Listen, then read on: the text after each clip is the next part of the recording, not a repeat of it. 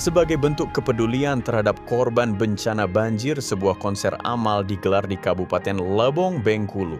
Kegiatan ini berlangsung di Taman Wisata Ki Karangnio, Kecamatan Tubei, yang dikenal sebagai salah satu lokasi favorit masyarakat untuk bersantai di sore hari.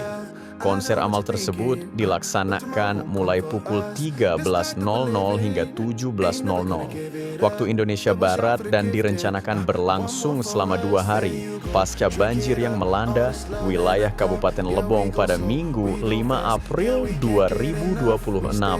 Sejumlah pihak turut terlibat dalam kegiatan ini, diantaranya Dinas Komunikasi dan Informatika Kabupaten Lebong, para seniman dan musisi lokal, serta Bujang Semulen Kabupaten Lebong. Melalui pertunjukan musik yang digelar secara terbuka, panitia mengajak masyarakat untuk berpartisipasi dalam penggalangan dana bagi korban banjir.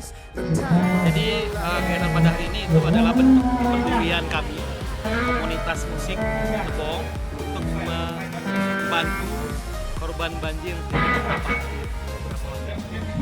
Jadi Bang Robi, salah satu senior komunitas musik Lebong, menggagas kegiatan pada hari ini itu untuk meringankan beban saudara-saudara kita yang terdampak banjir. Mengumpulkan donasi untuk membantu korban banjir semampu kita, sebisa kita, dengan cara mengadakan pagelaran seni. Donasi dikumpulkan langsung dari pengunjung yang datang dan melintas di kawasan taman wisata tersebut, menciptakan suasana kebersamaan yang hangat di tengah upaya membantu sesama.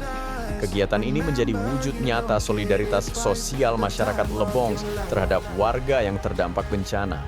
Dalam pelaksanaannya, konser berlangsung meriah dengan penampilan beragam musisi lokal yang menghibur pengunjung sekaligus mengajak untuk berbagi.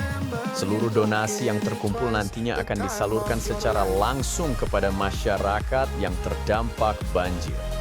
Diharapkan kegiatan ini tidak hanya mampu meringankan beban para korban, tetapi juga memperkuat rasa kebersamaan dan kepedulian sosial di tengah masyarakat.